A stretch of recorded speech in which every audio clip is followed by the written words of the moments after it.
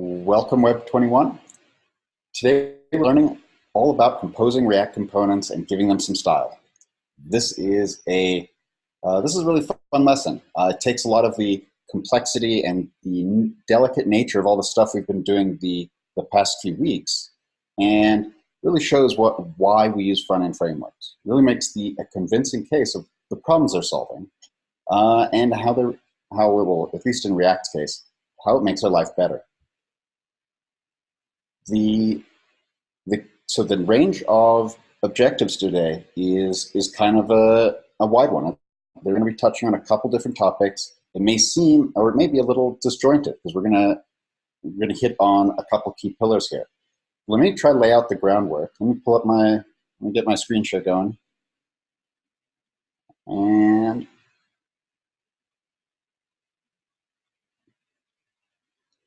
so we're going to cover the fundamentals on importing and exporting modules in JavaScript. This relates across all front-end frameworks, like all modern JavaScript. So this isn't even really specific to React, but it's going to be critical in React because that's how everything is shared between files. We're going to have to figure that out. And then we're going to demonstrate the ability to compose React components to build out a UI. And that's going to be how we decide which boundary on our components goes where, which parts of a component go where. We'll break into that more. We're going to look more into props. You hear that a lot in the React world. We need to really get under the hood there and figure out what they are and how they affect data flows. And passing dynamic props is one of the most powerful things that will really unlock the potential of React.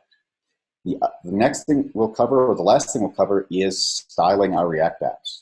And this is where a lot of you have used less, so this is where it might be your first exposure to Sass. So, and don't worry, they're almost identical, even though the organizers of each project would bristle at that remark. They are very, very similar, at least as far as much of the features as we use. They're very, very similar. So we'll get there, but let's jump right into it. JavaScript modules. What's the deal, yo? So let me pull this out into the guided project I have here. Okay.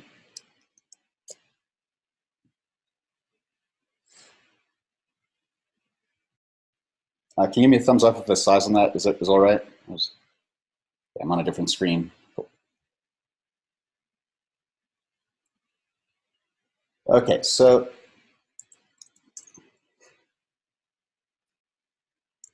let's go. I'm going to actually do something here where I want to put in our objectives live into the project, and we're going to unpack them as we go. And so this is an attempt to address some of the concerns I've heard from feedback, where people want me to really add lots of comments, and then other people say, Dan, your comments are talking about different versions of the whole thing, and then I got to go back in the video. So I'm still struggling to get the right level of comments and detail put into the guided project. So I wanted to try a different approach today, where I put in the objectives and then unpack them from there, and so just giving a little why on some of this. So let's jump into it. Use JavaScript modules to export and import components. So in order to do this, we've got to get familiar with the export default and import syntax that you see at the top of every React component. Every React component starts with an import React. Every single time like that. That may include other things like use effect or use state, like we saw yesterday. But they all have to have this import. And so this is a common theme, but you're also going to want to be able to create your own. You're going to need to create your own components. And if we wanted to create a component to actually show this objective itself, The way we'd have to do that is, or one way to do that is like this. So inside my source folder here, I want to create a components folder. And this is just a pretty common convention. I'd say like 60 to 80% of React components or React projects have a components folder that structures just a relatively flat bucket of all kinds of functionality, from your header to a dashboard to share widgets, all kinds of things. So here we're just dealing with an objective component, and it, like all React components, needs that import line. So yesterday we looked at how to build a component that's a simple function component, and it looks roughly like this.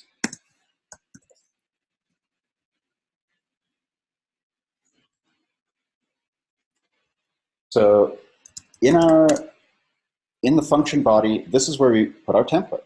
And so I want to put in a, let's say div, class name, objective, and inside here, I'm going to go into my curly braces because I want to inject a variable.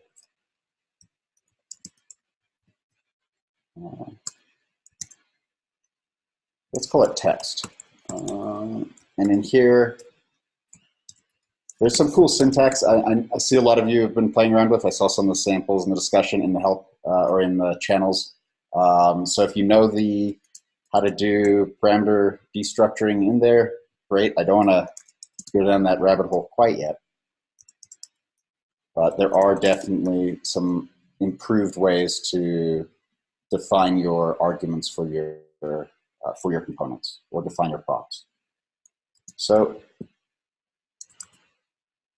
this is a more or less complete component that returns a div with a given text property.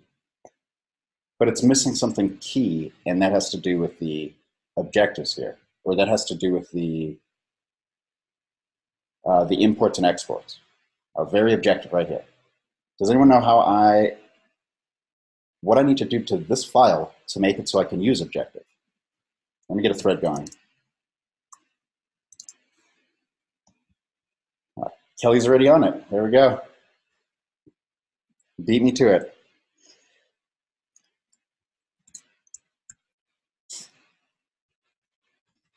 And you can do it like this. You can say export default before the function, or you can do it below and say objective like that. So there's a couple ways you can do this, and it's important just to internalize the different options. Yeah, excellent answers, everyone. Yeah, so I see you've experienced some of the different options defining this. Fantastic. Okay, so now my objective is exported. How do I get it into here? Give me the exact import line. Just throw it in that thread I got up in there. Let's see where we're at. I want the exact syntax. Give me it in backticks.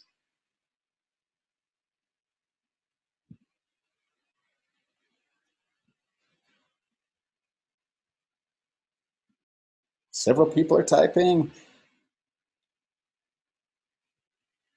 Nessa, close.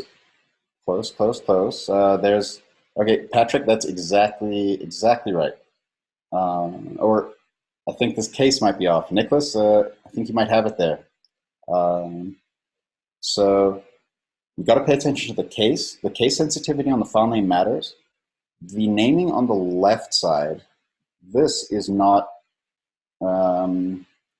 this can be changed in each file. Each time you import something, the variable name that you assign is kind of like a local variable. But there are some gotchas there, as some of you have run into. So I'm going to use this one. Eli, I think yours looks pretty good here. Eli Sachs, we're going to try to drop that in directly. So we want to call this objective. And hey, it's not crashing. So So pay attention, compare this to what you have over there.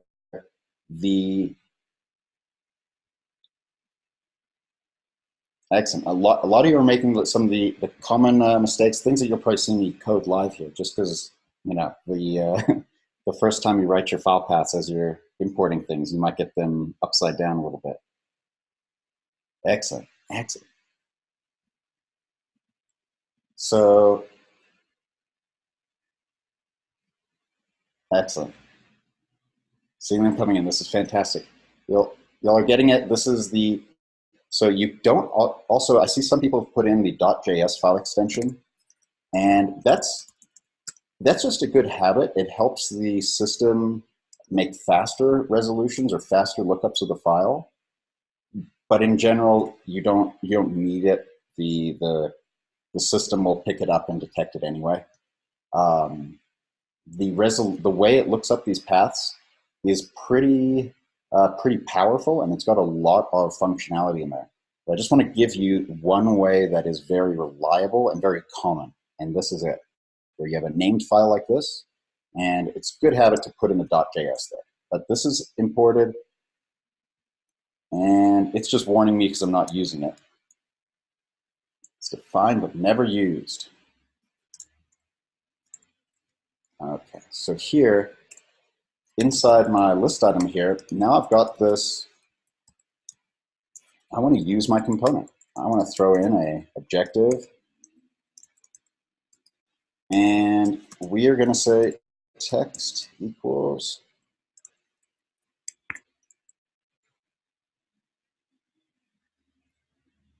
hey. So let me pause for a second there. So this is a prop.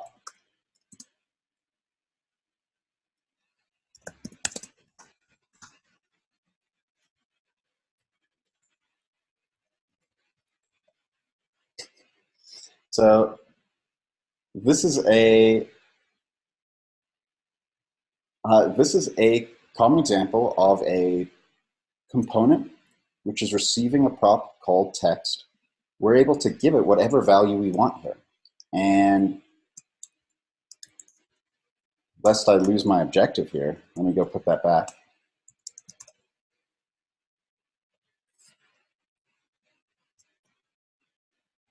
And it's a common practice to put all your prop values in curly braces like that.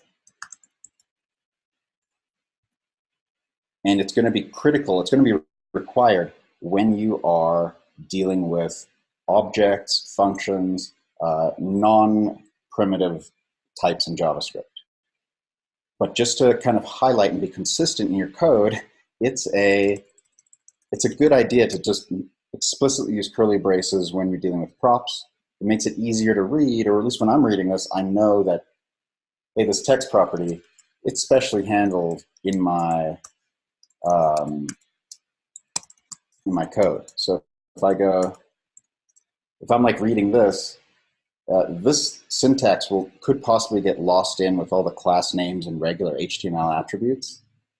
So I just prefer the syntax where you use curly braces to wrap the prop. So either way works. Just want to bring it up because I saw some questions on that. So we've played around with these JavaScript modules. We've got some export and import done for default components or default naming. There is another way you can import and export things, and it's called named exports. Oh, yeah.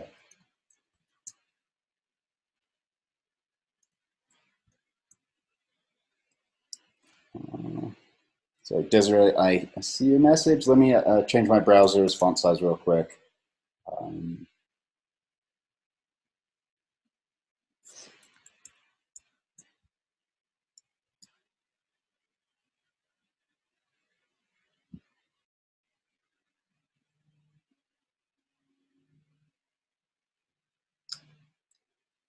Did that help there?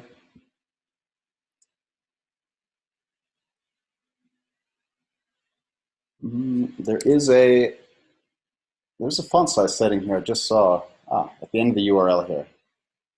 Let me try that. Okay.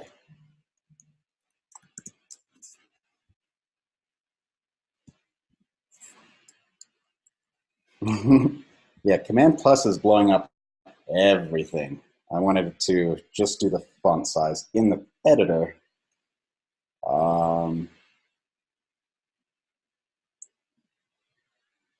Yeah, I know I've heard some people watching the videos, it can be really hard to read, so I want to make sure the font size is good for the recording. Okay. Okay, there we go. So these imports and exports, there's named and defaults. So there's two pieces of this you need to track. And I'm going to do that with another nested list here.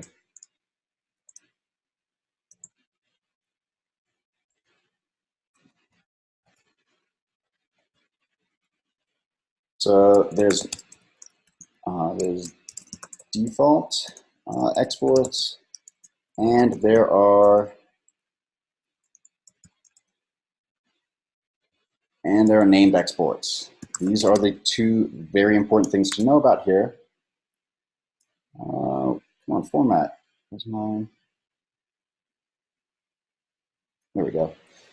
So if we have default exports and named exports, well, we've looked at this one.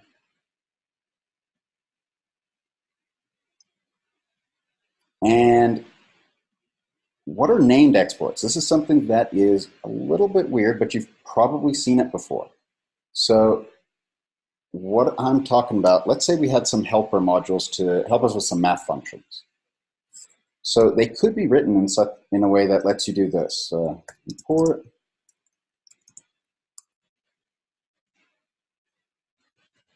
So if I just had a add and multiply function,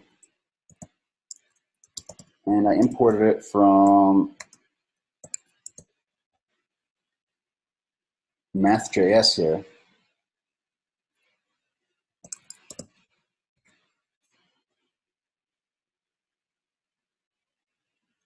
okay, so what that looks like is this piece is where the named exports go. So named exports example.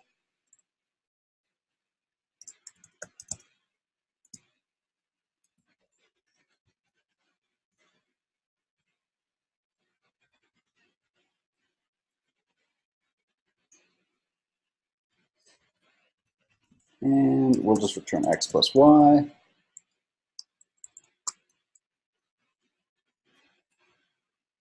And this is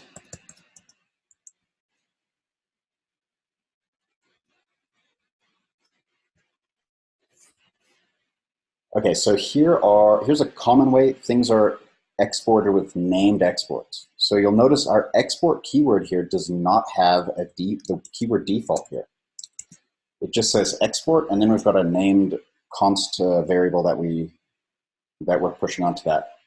So here, the way those can get consumed on the importing side is something that looks a lot like destructuring. And for now, treat it as though it is, though when you run into some gotchas, there are some really deep explanations on MDN and on Axel Rauschmeier's blog. Christina, thank you for that timely reference there. Christina just shared an article for when you should use curly braces for ES6 imports. And ultimately, it depends on what you're importing. If you have control over it, like if you are writing it like this, well, then you get to pick out those variables and pull them out here. But if you are consuming a third-party library, you don't get to necessarily choose when to use the curly braces on your imports. So, for example, if I wanted to get my use state, let me just get the The React version, the parallel to the React code we're dealing with here.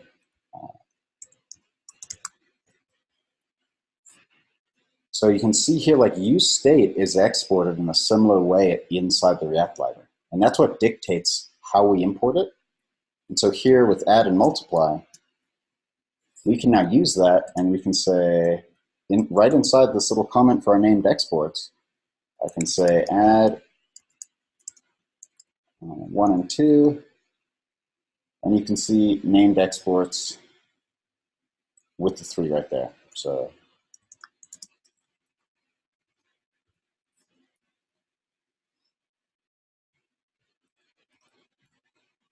okay.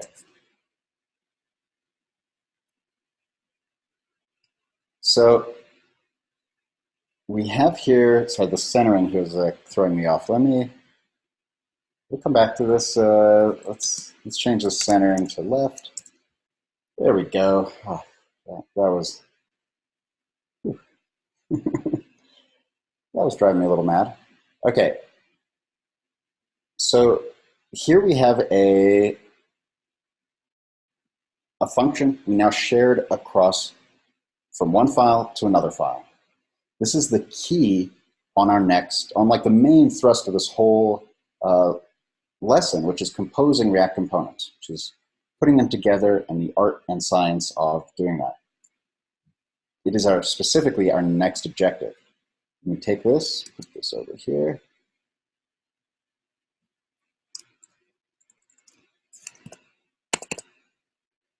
And so, let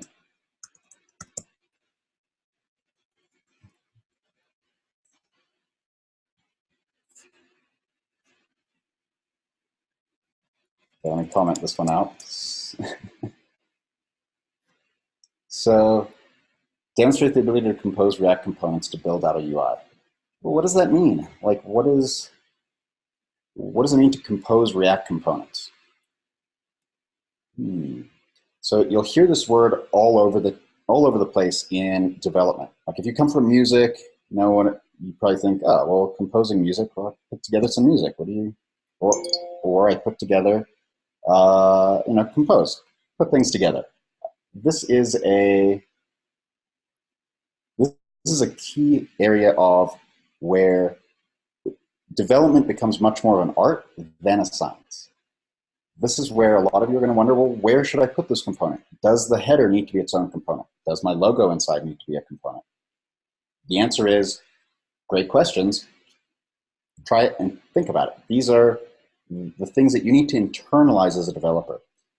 Understanding those conversations and talking through it is part of what it's like being on a team. When you're talking to your teammates, it's critical that when they're throwing around like discussions on how would you compose this, or hey, is that going to compose or comport with the way our dashboard event data comes down? That may seem intimidating, but what they're really just saying is, hey, when a new message comes down, does your little alert widget like trigger that or register that and flash a little new message indicator? They want to know if the data can be passed around through the structure of your components. Like, was it structured in a way that lets that happen easily? So, first steps first is just getting your hands dirty with it and figuring out how to structure those components. So, we're 5 minutes out from our break, and I do have a fun little exercise that you can put to practice our importing, exporting. I want to get you some actual hands-on keyboard experience with that. Let me put some time up now. Send out that link to the exercise where you'd have to fix these imports. Actually, let's do this when we come back from break. Breaks are real. Go take a break. Let's come back to this, and we'll jump right into the composition piece or the breakout piece.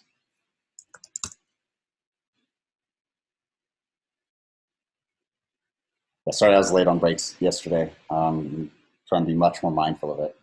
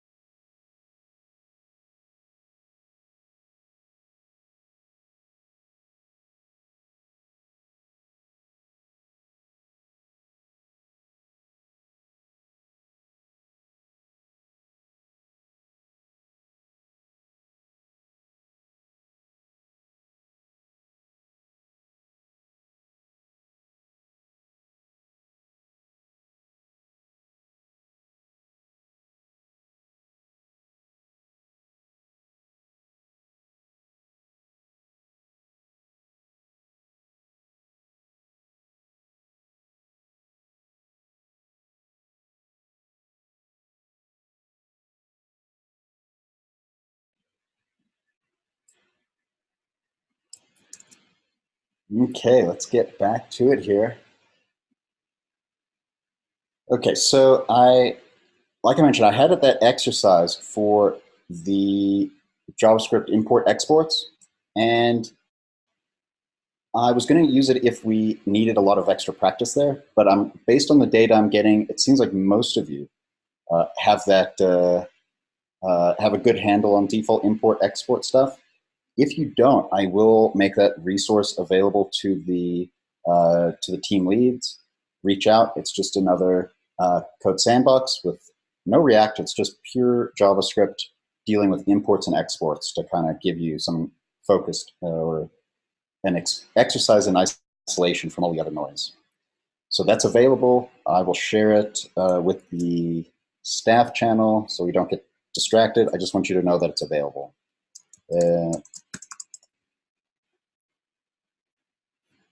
Okay, that was sent right now. I don't want to distract from lesson. Let's get back to it here.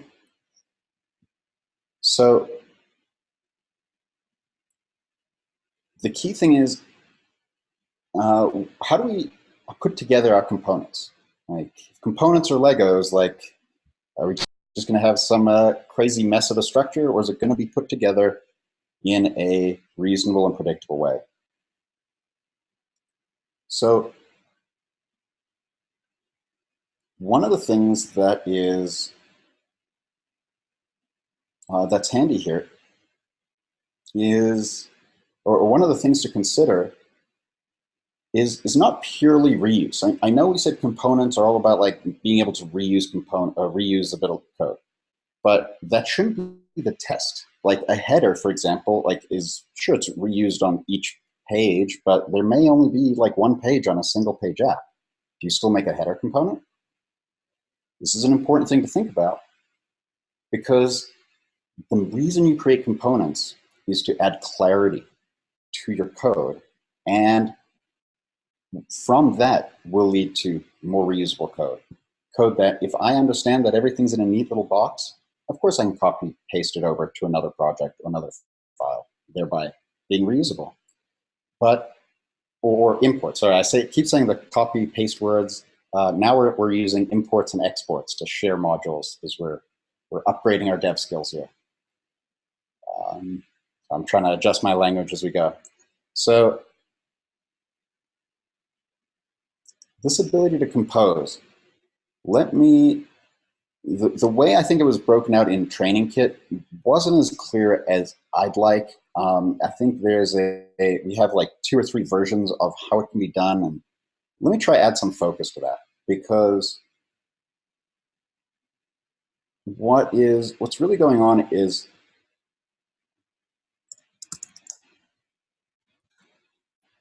you want to be able to structure your components so that they're flat, even if they interact with each other or depend on each other. What I mean is, that example where I was saying a header may need a logo component. Well, let's just build out these dummy components and stick them together. And I'll show you how this really allows you to follow norms and conventions and things that you'll see as you look at real code. But what this means is, let's make a header component. It's simply going to return a header element with an h1 title, and underneath it we'll say, why it's sometimes auto-completing my tags and other times not. Yay.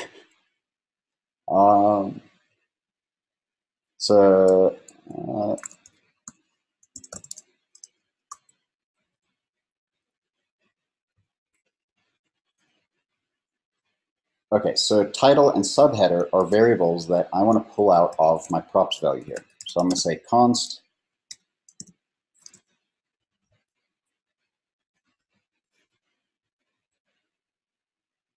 okay, and again, I need to do my export default, and that's typically what you do. The reason you use named exports, like with that math thing, by the way, is typically non-React components, like just bits of JavaScript that you want to share in your code, because you can import and export any logic. But default exports are a way to just say, this file is chiefly responsible for one thing, and it's in the name, it's capitalized, you can see it's right there, it's called header. So that's kind of the distinction, or the why there.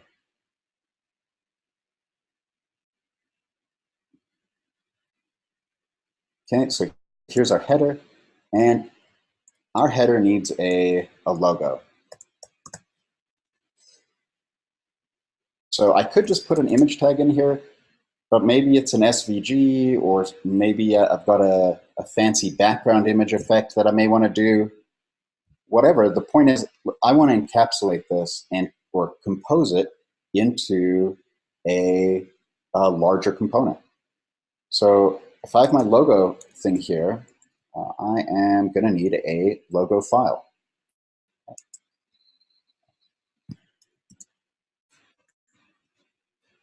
Okay.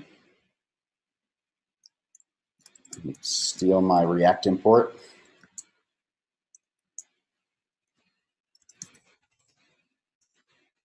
So export default function. And I don't know if this needs any props at all. In fact, let's go to the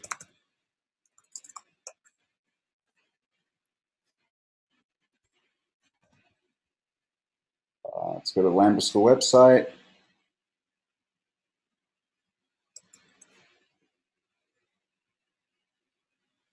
And let's steal this URL here. Okay, copy link address.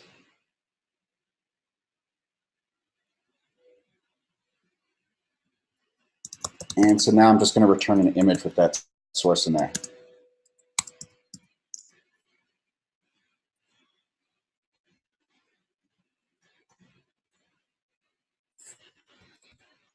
Okay. I think it's wanting an alt description. Okay. So this is just a wrapper. This logo component just wraps around this image tag. Now my image is going to be, or my logo is going to be imported here. In fact, if you start typing the tag for a component inside Code Sandbox or a new version of VS Code, you may have noticed, or you may have missed it, but this import logo up here kind of appeared automatically when I got the autocomplete coming up here. I said logo, and then I hit enter on it, and it automatically added it up here, which is a neat trick. If you create your components first, then add them in the JSX, the engine's often smart enough to find that name. As long as it's unique in the entire structure, it'll know how to import it.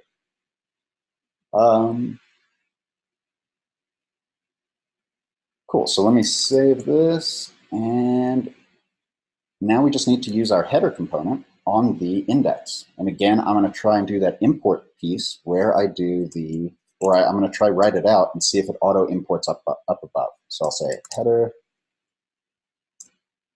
Yep, and so I hit enter on that, and see on line 8, it just popped in that import statement. So sometimes your code is trying to be a little too smart for its own good. I spent a good hour trying to find why I was getting errors double importing things, because it was putting the imports at the bottom of my list.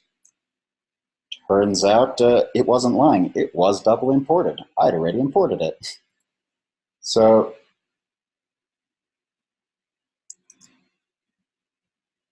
yeah, we've got now this header's imported, and by the way, I try to keep my styles imported on a separate line just to draw more significance or more clarity to that, so that I know that this has got special behavior aside from these JavaScript imports.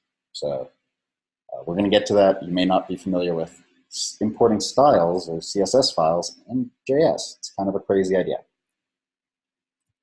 So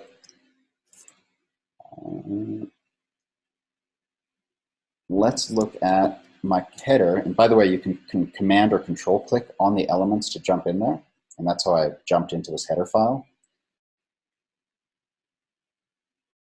And what I want to do is see, okay, so title and subheader. So again, how would I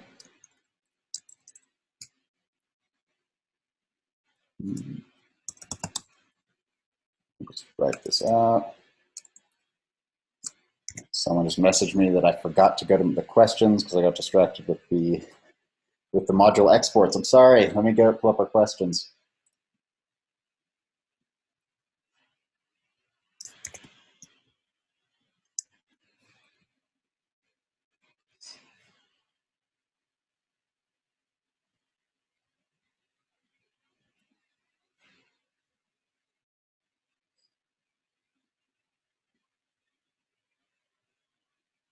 Slido load. There we go.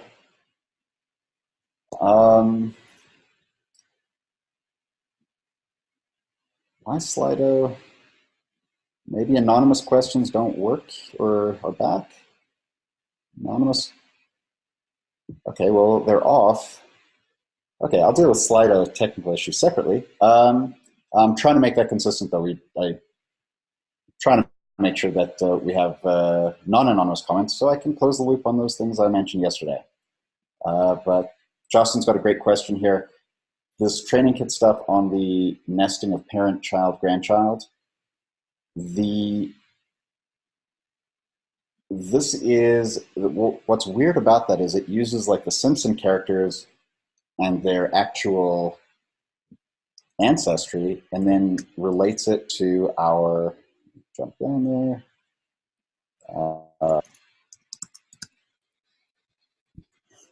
Okay.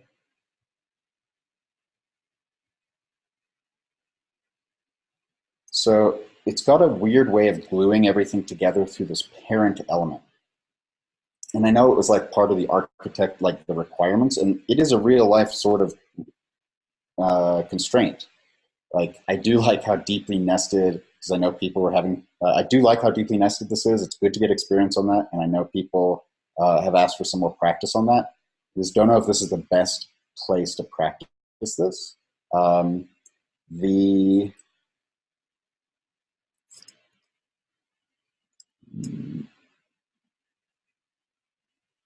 Is this updated? Okay, cool.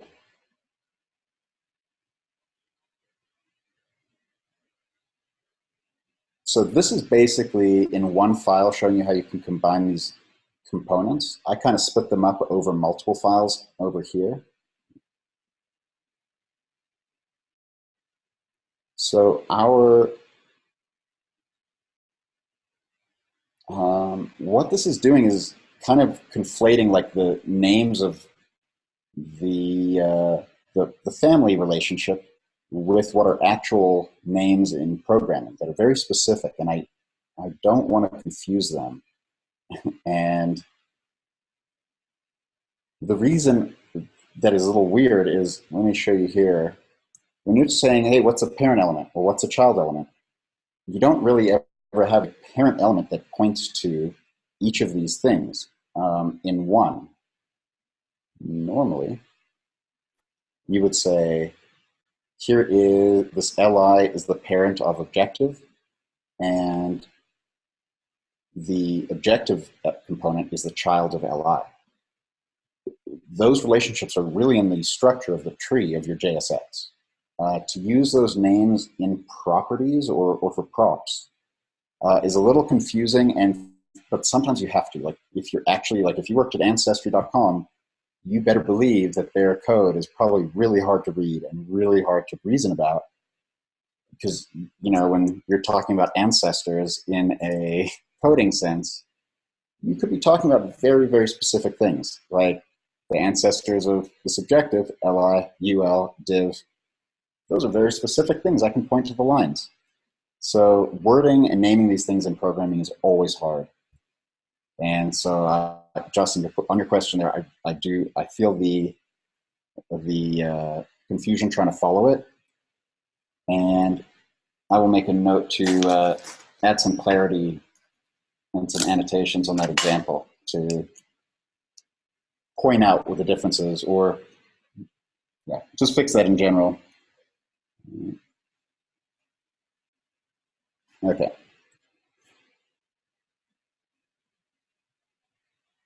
So the main takeaway is really all about composing components, putting them together. So almost set aside the jargon or this terminology for parents, children, grandchildren, because then if you start Googling how to set that up, you will find all kinds of not the right answer. So really, we're just talking about structuring components so that they fit together well. And so if we have here our header component, passing this hello WEB21 in,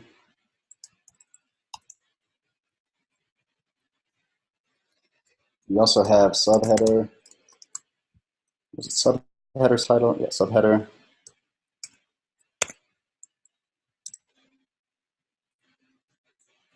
So this header right here is only composed of props that get passed in and set down here.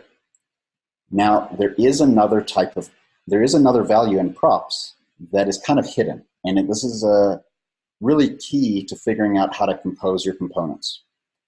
And it is called children. So this is when you hear React children or children in React, it is specifically talking about this. This is important.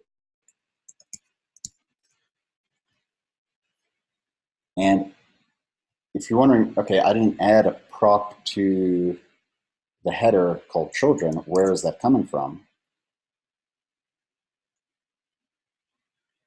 Children is if you ever wanted to write a component that had there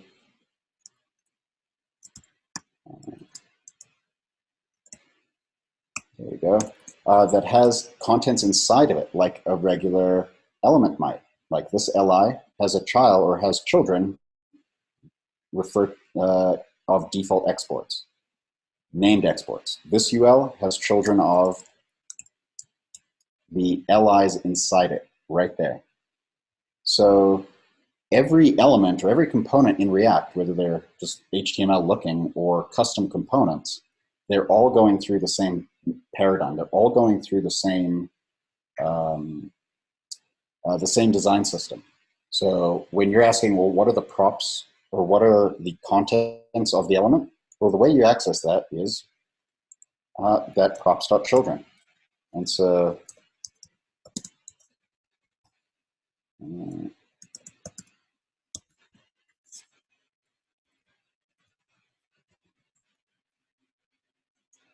me put that in there. So here, this is the props.children. Well, that's just some text. It's not showing up yet. And that's because it doesn't automatically show up anywhere. This is part of that composition. If you want to pass things through a component layer, children is how you do it. So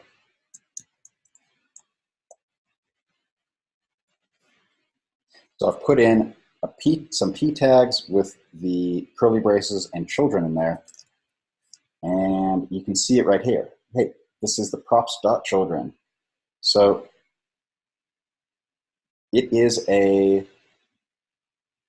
a super helpful way to pass values through the hierarchy of your components. And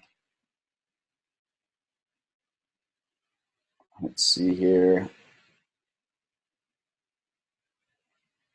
Okay, so we've covered a couple different aspects of this. Go back to our question here. But as you can tell, there's a lot of nuance of how these can be structured. And even that children thing can lead to a lot of interesting patterns. And I could probably do a whole lecture exclusively on it. So I'll pause on that. We will get time in the week to go deeper on these concepts. But if you want some more explanations, or if you want my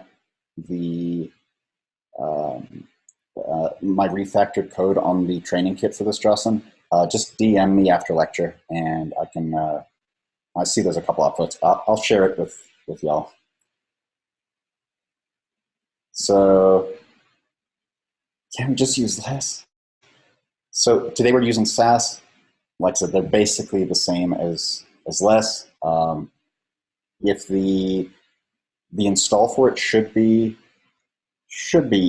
quick. There are reasons and cases why it would take a while. So if that's being a pain, reach out. Can you please review how to link a method from one component to be fired on an on-click of another component? Yes. Resets the seconds, minutes, and the time component by clicking a button in a separate component. Yes. That's basically going to be the next half of the lecture. We're going to deal with passing state and methods and through props. It's really where we kind of glue the stuff together and practice our dev speak as React developers.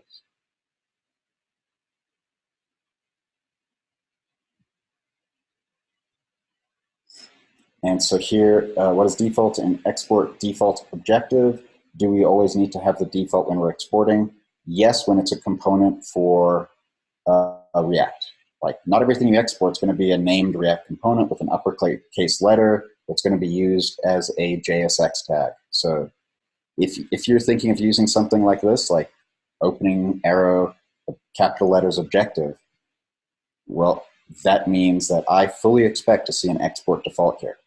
Now, there are edge cases, as always, in development, but you will be in good shape making that. You'll be well within your rights to make that assumption. So it's per convention. What are modules? Great question. So modules are one of those things that the wording, again, is dependent on the context. So if you're having confusion on it, you know, this is something we take for granted here when we're saying, hey, import React from React. Well, is React a module, a package, a library, framework? What are these things? Well, it's kind of a bit of all those things. And when we're talking about import exports, it's part of the specification for modules in JavaScript. ES modules is what it's called. So, and it's about making things modular. So the wording is more about the role of it being, hey, this lets you put put your code in little buckets for to neatly seal them off, to give them a neat little place to live. And that's really why the word module is emphasized. But every file here, module, if it's something being imported or it's a distinct JS file in the context of ES6 modules, those are all modules. Modules everywhere. Do we have to download Node Sass in the global environment on the local file environment for today's project? You can just do npm install node-sass or yarn add node-sass in the local environment. Sorry, I think we're getting a little off topic, a little ahead of ourselves here. Let's bring it back and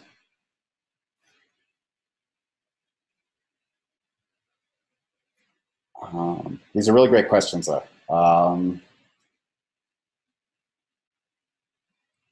Okay, let's focus on the big thing, which is this anonymous comment up top here is really talking about something really important. How do you link a method from one component to be fired on an on-click of another component? Resets a seconds, minutes, and a timer component by clicking a button in a separate component. That is really important. And let's get into that. This fits into our next objective here, the data flows. Let me copy that into our project here. Describe props and how data flows in a React application. So let's go add another objective. And let's give these a label here.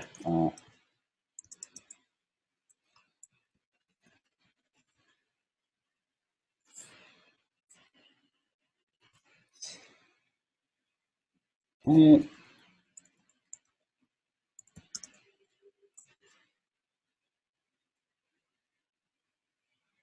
I'm going to use my fancy component now. Objective and text.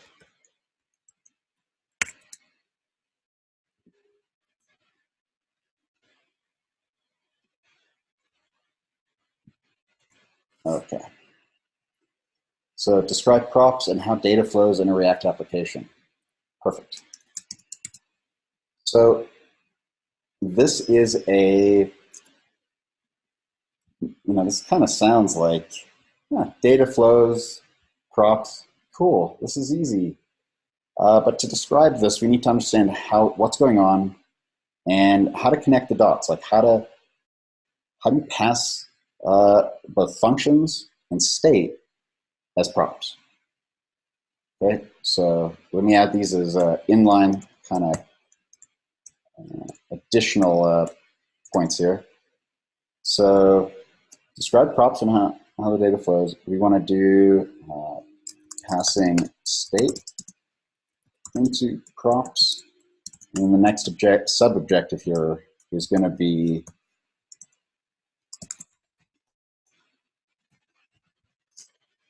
passing functions or callbacks.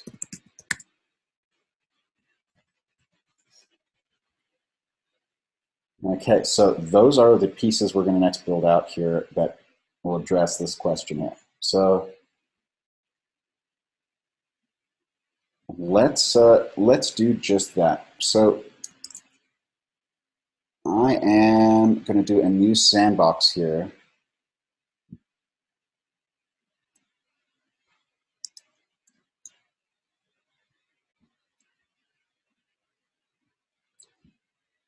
And we're going to call it, when it loads,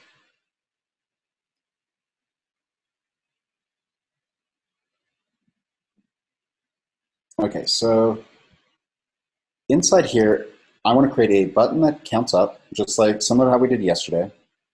We're going to use state there, and we're going to need the ability to clear out that counter, and we're going to need the ability to increment that counter. So let me write this out again, and I'll share this in Slack here in a moment. So share, the first step is create a button to state. And then the next thing is we need to add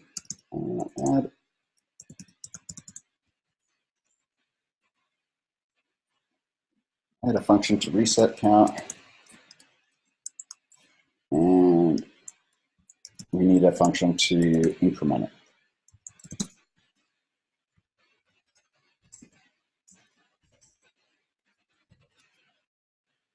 Create button, button counter. Okay, so here's how this is going to look. We need a button counter.js, and that is going to have we need to start with our import React as always here, and say function button counter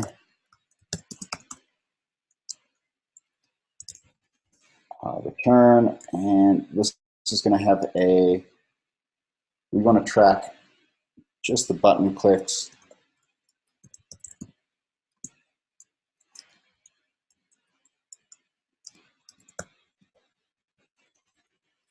on click.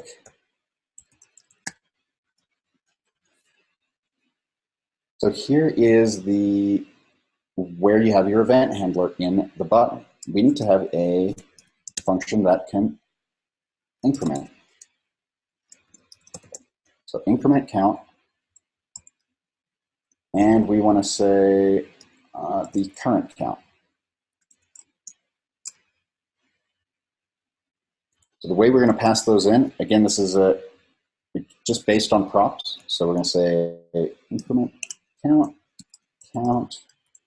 and we will pass the reset count method into another component. So, and because I want to show the count as well, I'm going to put this in a div, give it some nested values. I'll say h4, the count ain't that important. Count.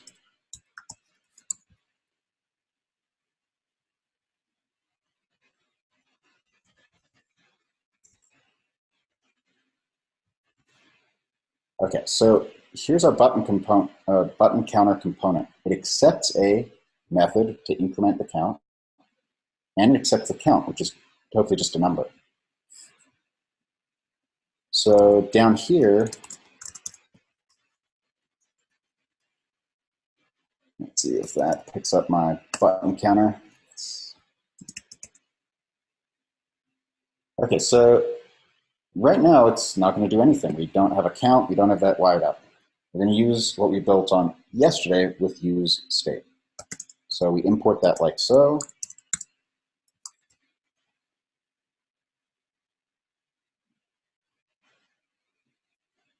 And what we want to do is actually create the handlers inside this app. An app could be at the top level of your component, like it, or your application, like it is here, or this could be some other nested piece of your code. The reason I'm going to place the state handling stuff here is because it's going to be shared between a button counter and a reset button.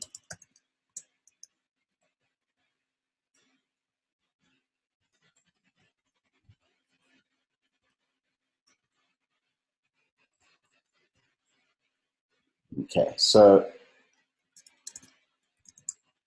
const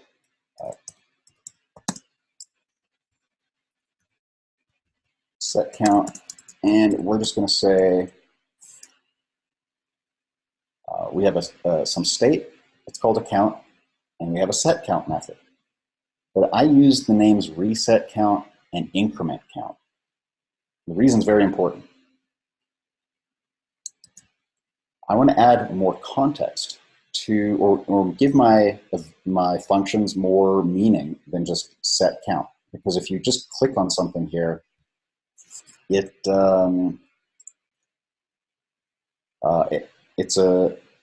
get hard to read if your onClick has inline handlers like this. So let me code that out. Set count. So let me actually leave that like that. Let's code out the other pieces, and I'll show you like why the naming is the way it is. Increment count. Okay, so here's where we need a function to set the count plus 1. So I'm going to write an inline arrow function here and say set count, and it's going to be count plus 1.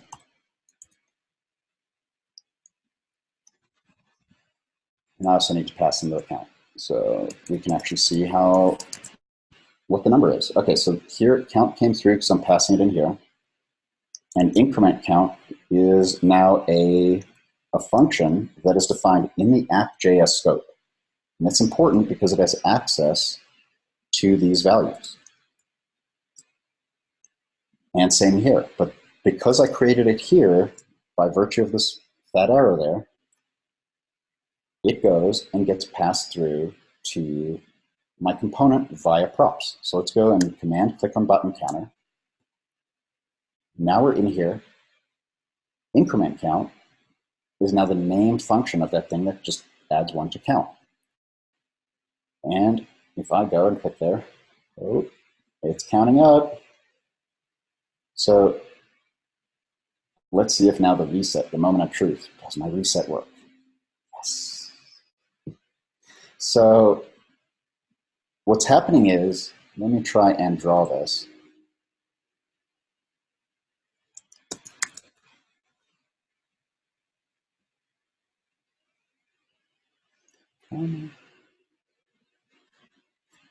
Not that one, this one. So this drawing takes a bit to load.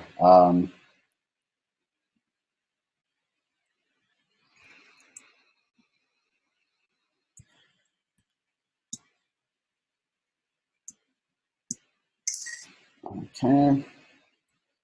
So where is my state coming from here? Okay, so here's our app.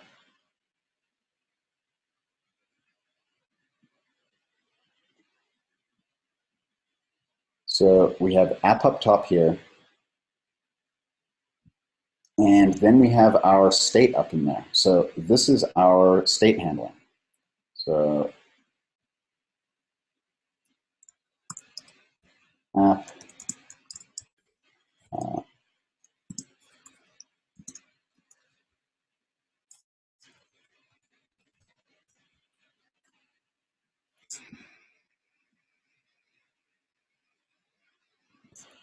okay, so app and shared state.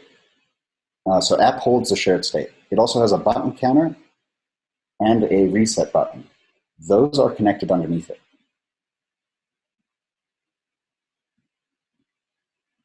Okay. So it shares it out to each of these. Actually, so app shared state goes to that click me and that reset.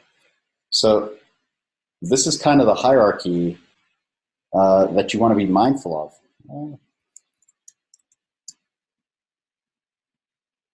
So can't edit shapes I've done? Okay, I'll mock up a cleaner video or a cleaner animation or a sketch here. But the idea is you have shared state that gets used, either the value or the function is in effect being passed down to these other methods or to these other components. So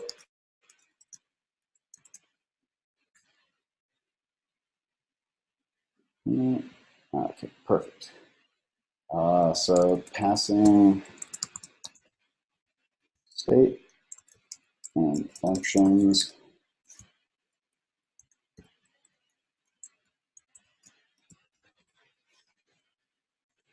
Okay, so let me save this, send this in the channel there.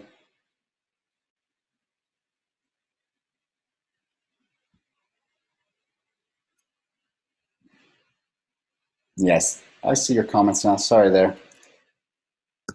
There's a lot of content in today's material. Like, there's a ton. Like, these objectives were, uh,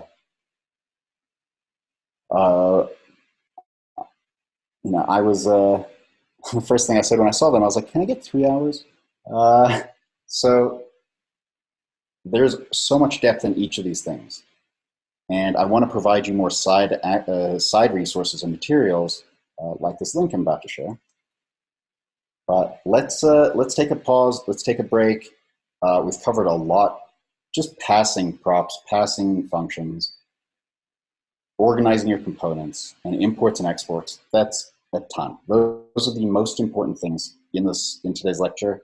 But yeah, let's do a break. I'm going to put 5 minutes up. I'll see you in a type 5.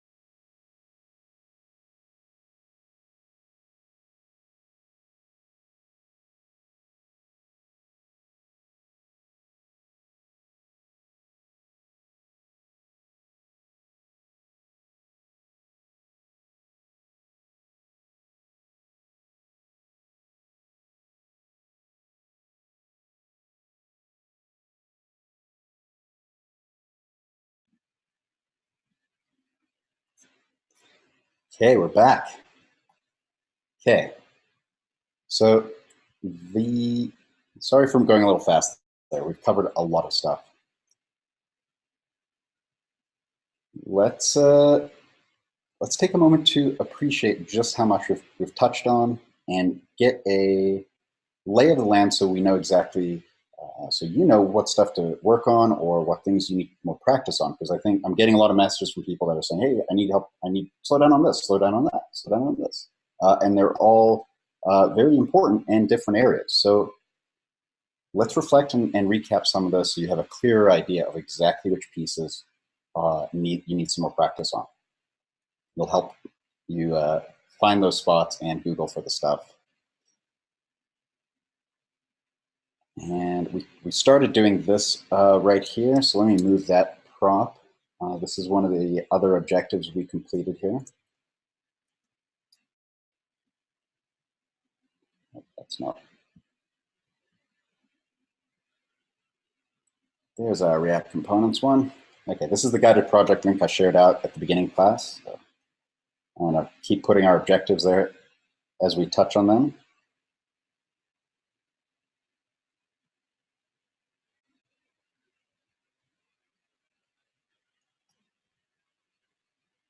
Okay, so let me add this next one.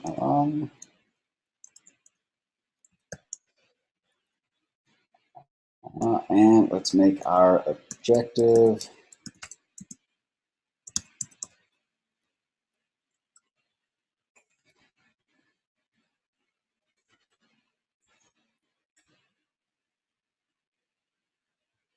so here is, so let me recap. We've covered imports and exports, which alone could be a huge lecture, but we got the key pieces, the most important stuff we need to do for React. The combinations of import and export, and we touched on the curly brace thing with a regular old, with using export without default. When you don't use the default keyword, you can export named exports. And so that's what these are called, named exports versus default exports. So default, named, and the key thing is here, let me add this, default exports used in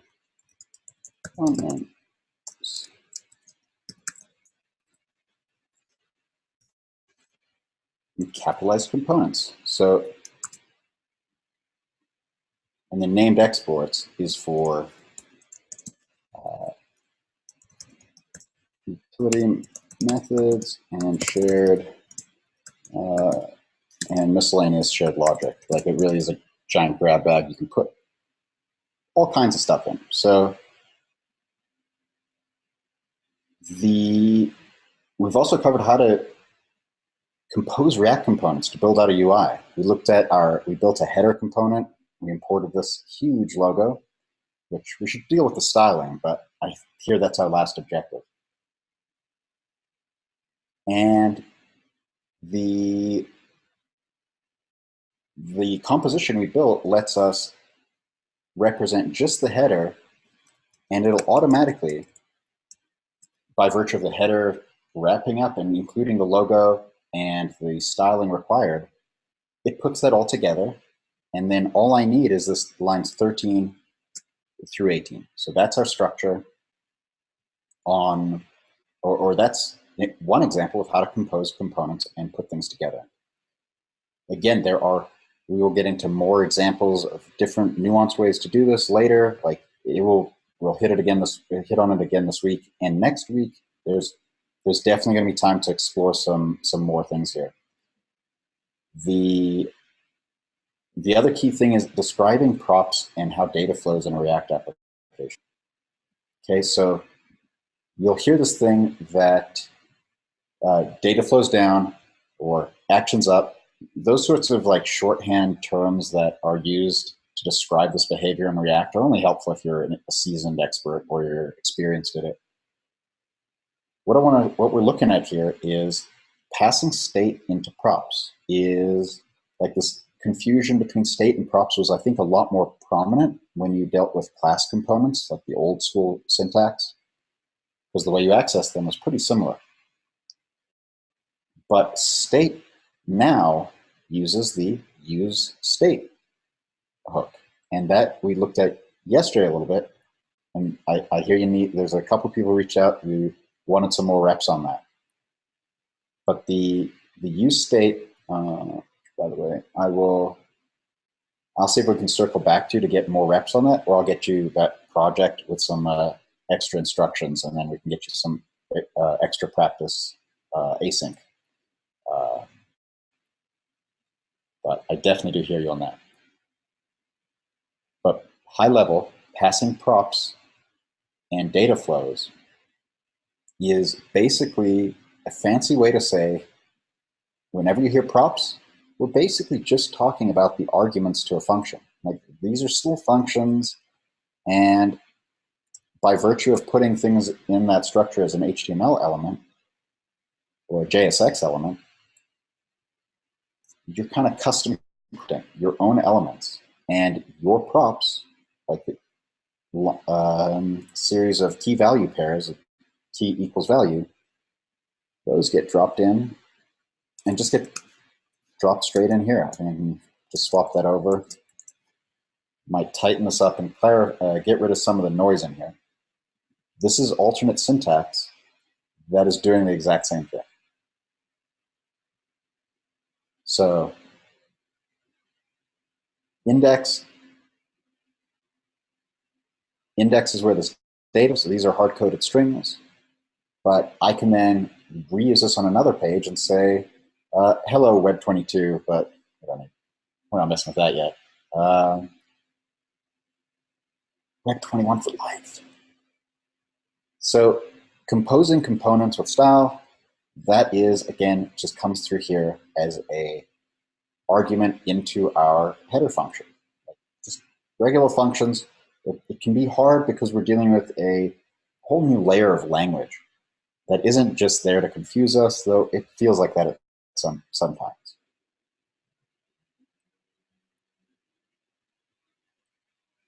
So passing state into props is exactly what we did here, and it is very similar to passing strings or hard-coded values. So use state here is let me give you the high level on this one. So use state lets you store values in a way that is React safe. It will, instead of just saying before, like, hey, var count equals 0, and then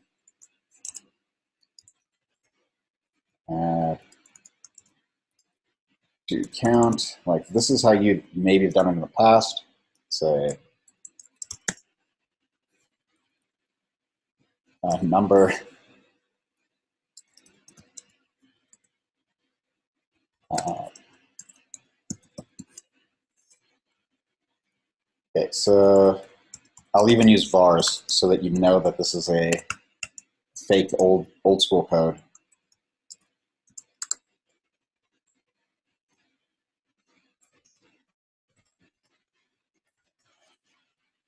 So you could have just done count equals count plus 1 down here, but I wanted to show this as like an actual function so that it aligns more with what we're doing down here. But at the end of the day, you can't just say count equals 100. So the React check or React's linting tools will actually warn you. It'll say count is read only, count is constant. So I think even if you try and make it let, you'll still get the warning. Or with that React plugin, it should let you know you can't just write to it. So now that we've set this to 100, I can keep clicking here and it's not really doing anything. This value is getting overridden because every time our component is trying to reevaluate its state, like because a click event fired or reset event fired, React is smart enough to know what parts of your component to reevaluate. And right down here, me hard coding count equals 100 kind of screws with that. Let me put a clear emoji here so you know not to use this. There we go.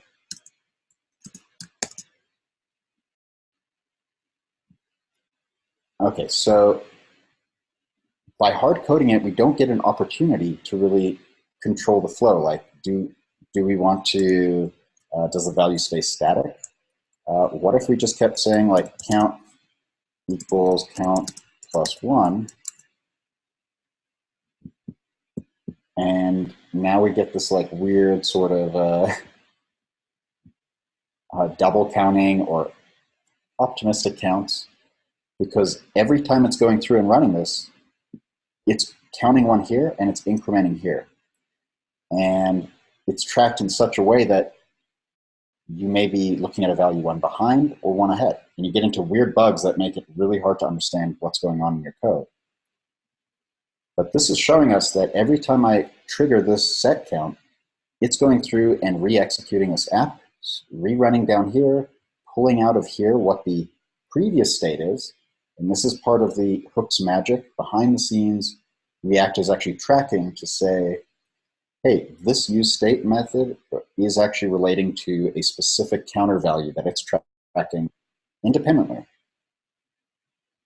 And so every time you go to useState, when this runs in the loop, it's pulling in the change behind the scenes. So it's only got one piece of data that can be shared or that can be managed a lot easier, at least for on their side.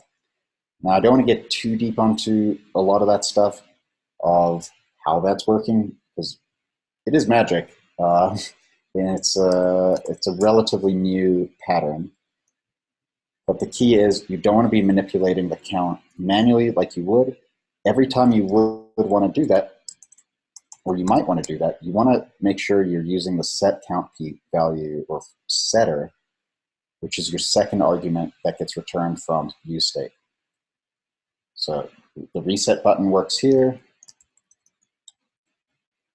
because of the that set count 0. And in fact, this can be kind of hard to read when you just have inline functions like this. So let me show you a hack for making your code more reusable. So arrow functions are great, but I prefer to use named versions of them. So here, reset count.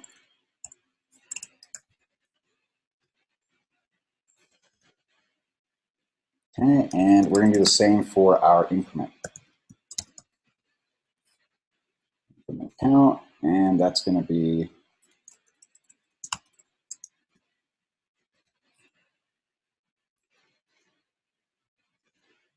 and you can have a variable that's the same name as a prop.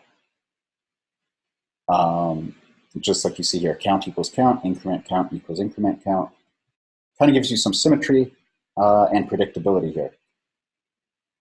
So reset count goes down there, and increment count is passed directly in the button counter. So I'll call these named helpers.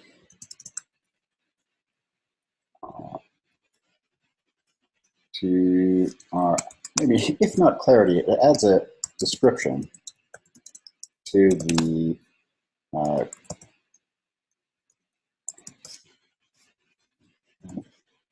functional callback, because it'll get called at a later time.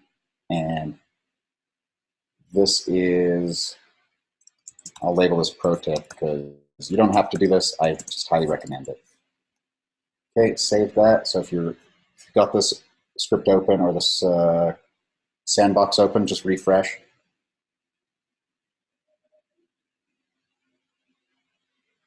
Okay.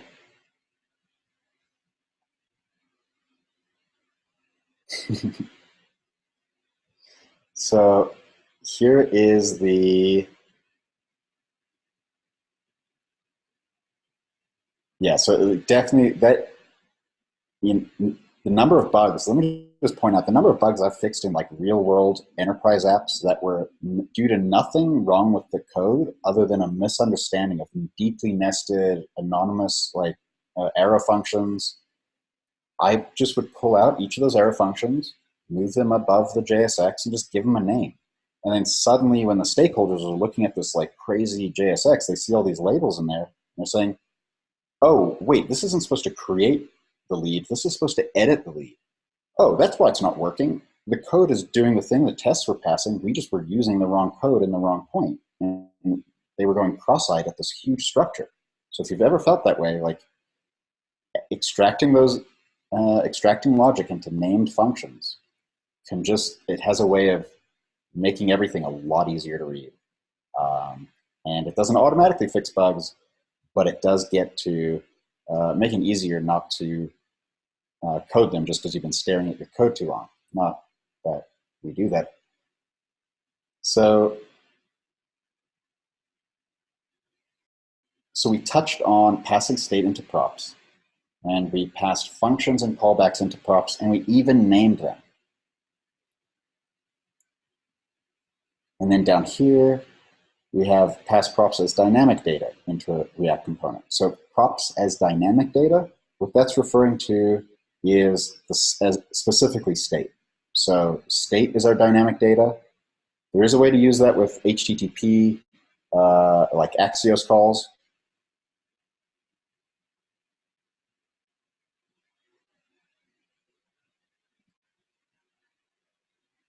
And excellent article, Christina. Check that in Slack. Let me put that on screen here. Sorry about forgetting to throw that on screen if you're watching the video here. This one. And so we only have one more objective that is kind of one just to get you some exposure to a concept that you're probably running into already. In fact, the default React app includes styles via this import. And we just learned about imports and exports, and we just learned about all this other stuff. And now there's this weird thing on line 8 here with import styles. So that's why we have another objective here that may seem out of place, but we kind of anticipated all the questions coming in from that. And I want to make sure we get it in here. So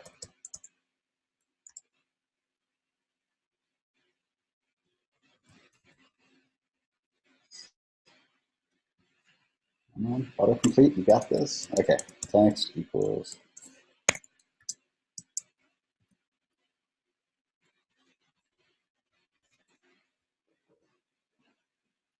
So styling React apps with CSS and Sass is a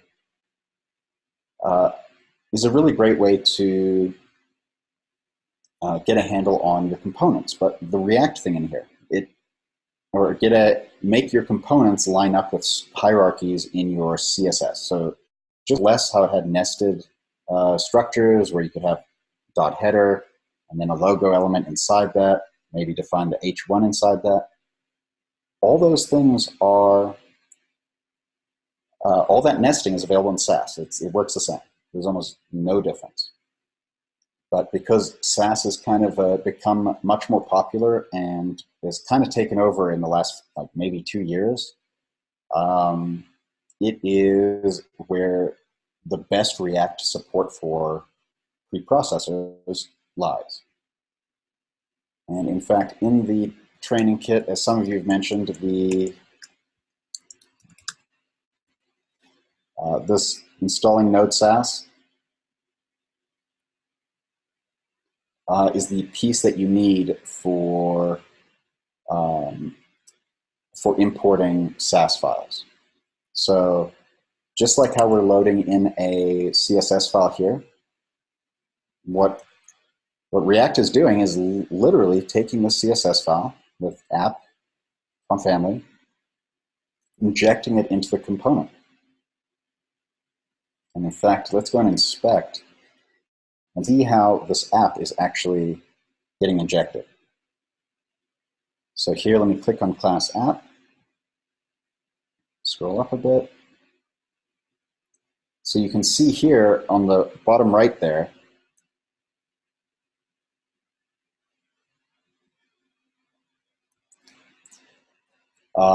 the exact properties that are coming through. Font family, sans serif, text align, left, right there.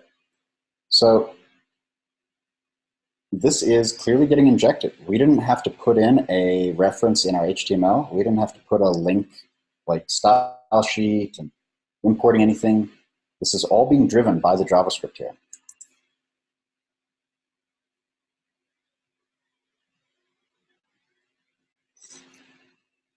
So import styles is a great way to import like your whole site styles. So let's say we wanted to actually use Node Sass. And you want to use Node Sass for compatibility reasons. There we go.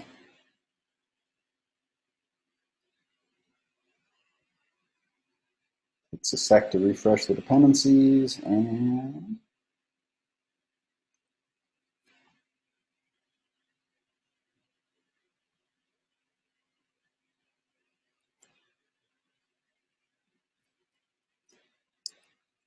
if it'll finish.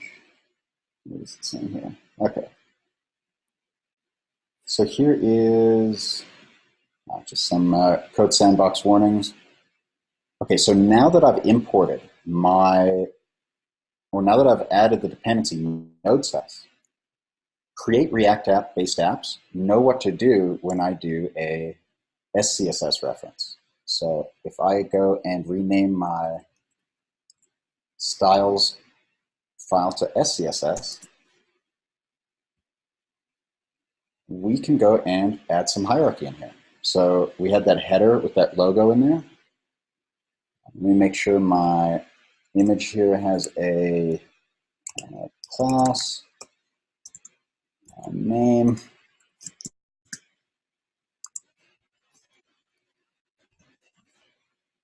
and I know this is going really fast. Sometimes my videos you got to watch at 2 times the speed, sometimes half the speed. But as long as the info's in there, I want to make sure that the complete story for completing the afternoon assignment is recorded. So let's go and make some hierarchy. This is going to look a lot like less. We're going to say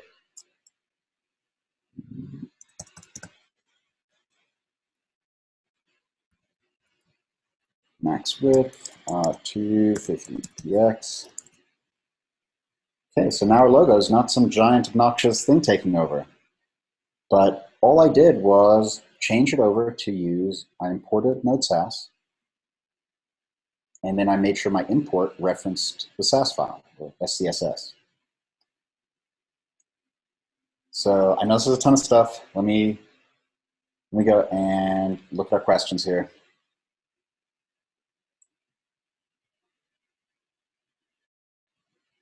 So why destruct props instead of using props.value? Does this way provide any benefit over the other? As mentioned in the channel, I think this deserves some more attention here. Yeah, this article provides some great explanations. It's both in the reply in Slido and in the WEB21 channel. When you're dealing with, if you're writing props.value over and over and over in your component, it is harder to understand looking at the component what things it takes. Like, so if I just pull up button counter on the screen, and let's say this was 100 lines, would you rather see a story at the top that tells you exactly what props are needed by name? Or would you rather just see something that says props and then a soup of code that just says props.count, props.increment count? It'll work the same, but decidedly less cool. Like,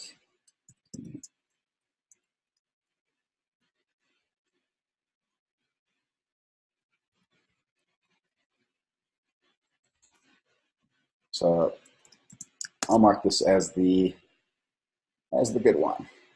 So it's not that this version is bad or won't work. It's just about the readability. When you go back and read this code, you don't have to like figure out which values were on the props. Like, yeah, you could highlight it and search for all of them and step through it. But the amount of time wasted that I've done in my life going through components, trying to figure out what they're using when they just receive an object and I don't know what things are being used, you can avoid that entirely and do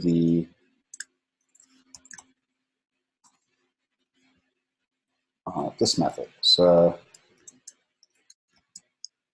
one of the side benefits I really want to point out that's super valuable is when you're hovering over your component now, look at that. When I put my mouse over button counter, it may be hard to see because of the highlighting colors. It's kind of the same as the background. But you see here, it says increment and count in this hover box right there. It knows what's there available to me. And in fact, if I were to like remove count there, you can see it actually has a different icon here.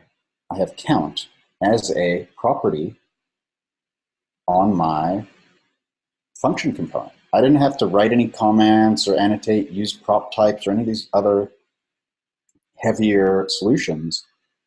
Just a little bit of the details in the function argument there will give me hints that will be available across my code base. So just having that increment count and count like reminder as you're referencing code all over the place, it can really really save you from having to jump around. But we also learned an easy way to jump into a component, and that's with command clicking on it or control clicking on it. So using some of these newer techniques and shortcuts, we can both navigate our code base faster, and we can get the hints, the contextual hints that I find really useful in the places we use our code, so that we don't have to keep jumping around. But we could if we need to. So let me check back on questions here.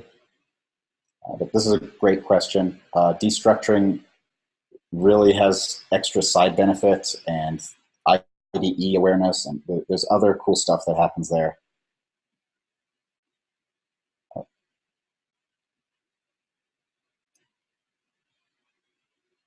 So under the hood, is React just creating a series of document fragments and appending them when triggered by a state change? Wouldn't that make hooks just really fancy event listeners? I appreciate your take on this. And kinda. I mean, this is a really advanced sort of view on things.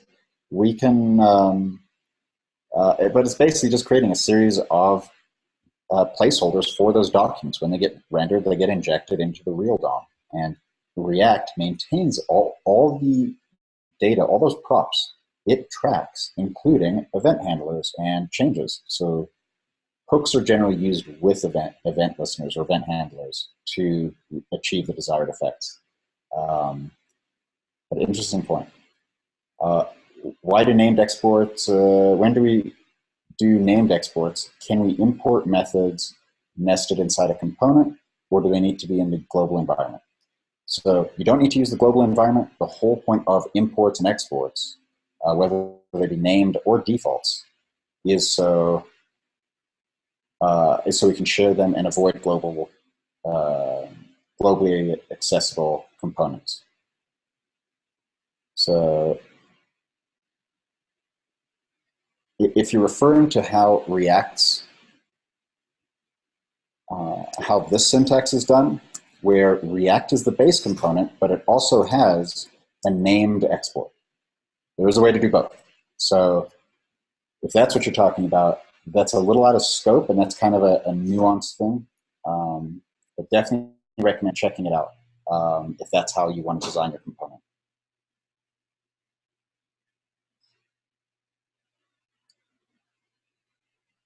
can we go through npm yarn start? It seems like every time I go to start one, I get some kind of error and I have to reach out to a TL to figure out what the solution is. So if you're getting errors on npm yarn start, there are, I happen to be involved in some of those communities, and I know what some specific errors that are specific to Windows with Yarn, and some OS X and Linux issues on the certain versions of NPM. Way out of scope or way too detailed for this lecture. But Greg, go ahead, just message me after the lecture, and I'll ask you some questions to follow up on that. But if anyone else is having that, like, don't beat yourself up or bang your head against the wall too long. Some of those NPM things are worth struggling with because that'll happen on the job, but don't struggle too much. I know there's some issues that we can help resolve for you there. So how would you import and export an object list or array? So because they're not proper, like, capital named components, and this leads well into our exercise of the project for today. So this isn't part of our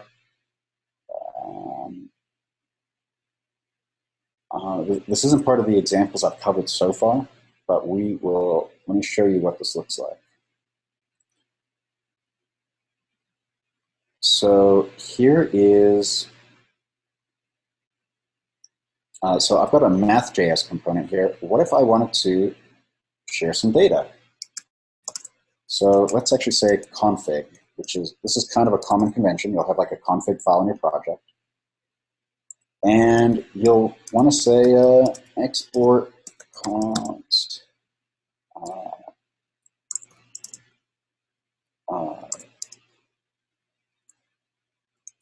settings.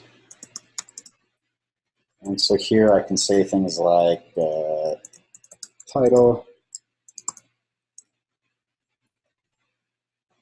and we can put in like Google Analytics tracker as is common config data for a website. But you can also put in things like you don't have to just put in objects. You can also do something like copyright.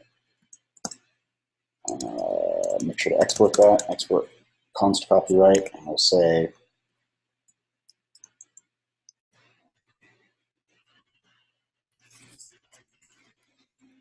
and then right here, these are just, again, the export import syntax is a standard of JavaScript. So we can push away the React stuff around it.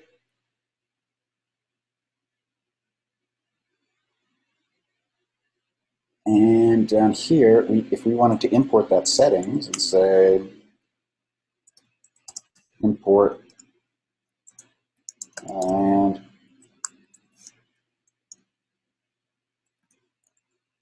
so you'll notice, like, I didn't put any of the values in the curly braces here. I was letting my IntelliSense catch up. I wanted to put in the file name first because when I'm in these curly braces, here's a cool tip. If you hit Control Space, it'll pull up and tell you if there's any available, or if it's detected any things that it can pull out.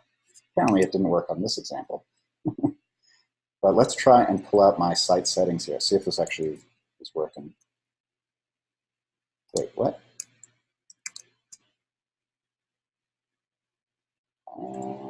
Is Code Sandbox messing with me?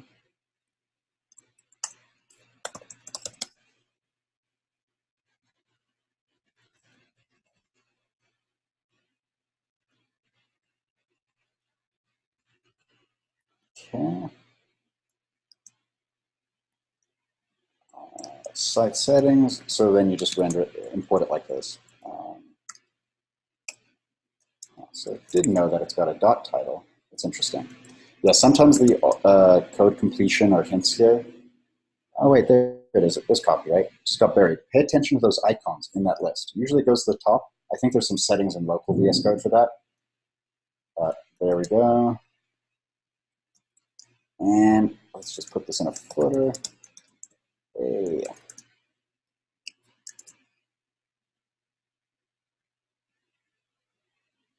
So you can import and export objects, strings, anything. So the idea of a module is that when we say, hey, this config module, we can think of it as a nicely sealed up box that contains these values that are being exposed to the world to be used. Any other values that are defined in here, if I have other functions that help this code run,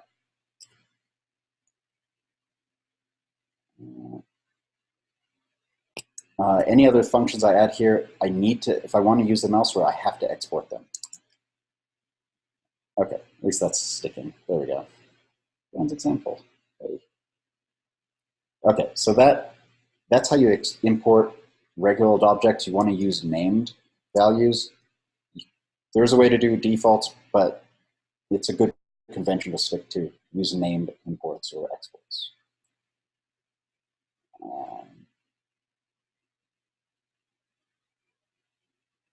Okay, so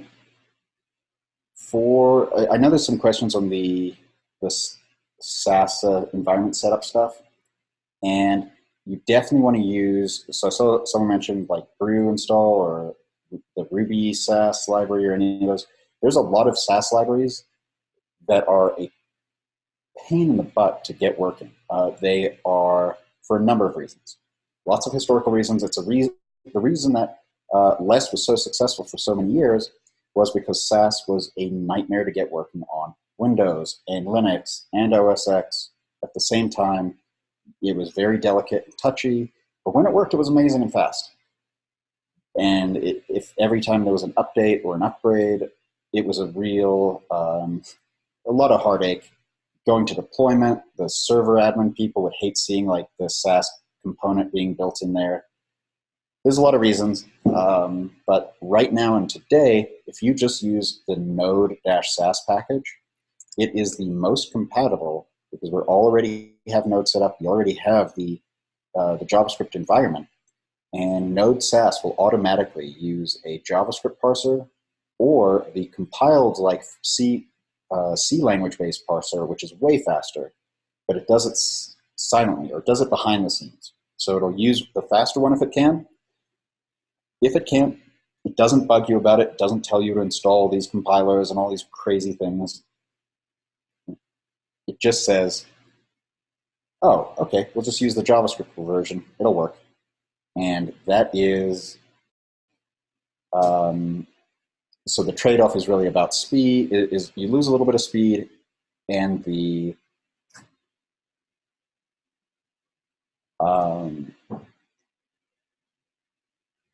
sorry, these I'm trying to focus on just the questions in Slido, but there's some really good ones in WEB21, and we're running out of time here. So in the interest of getting you the info you need, so you're used to setting up a watcher. So when you run npm install and npm start in your project, that just opens up the web browser, and what's happening is in your console, it's automatically watching all the changes for everything in the JavaScript land. So if you do a import to a file path that it knows how to handle, that's not a JavaScript file, our React tooling will be able to automatically figure out what to do and inject this in there, and it also will watch that file for changes. Any file that's listed here, it puts on a file watcher automatically. And this is so, again, like React brings with us a much smoother, cleaner development workflow. We don't have all these bits of tools all over the place. We just run the npm start, and it just does its thing. It keeps running and lets us know if it can fail to run, and gives us a React error screen. I see we're already at lunch, and we only got to scratch the surface of CSS and Sass in imports. I know this lesson's been a very, very dense one. And I understand if you need to go back and watch the content. I am going to, again, ask some questions in the channel to gauge your understanding on these things and make sure we can fine-tune our assignments, any supplementary resources to make sure that we are getting everyone what they need. So be on the lookout for those, that poll. I'll push that out into WEB21 probably after lunch. I want you all to enjoy lunch, let the stuff percolate, and we'll come back and do it again tomorrow. More React. Okay, y'all. Good luck on the project. I will see you tomorrow.